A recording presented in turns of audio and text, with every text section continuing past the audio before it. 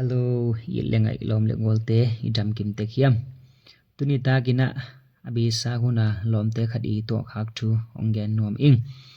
Azang nop the the na ding in ke to khak dan in ongen mining.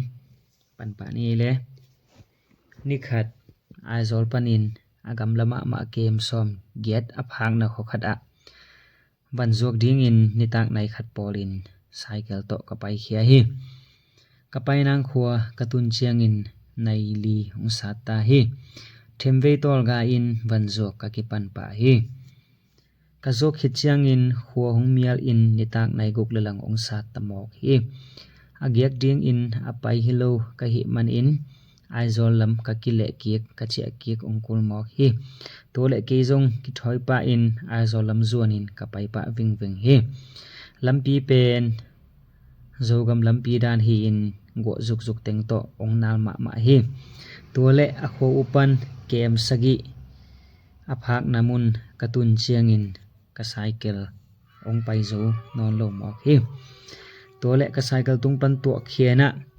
ka cycle ina bang tai kha kai tam bang phukha kai tam china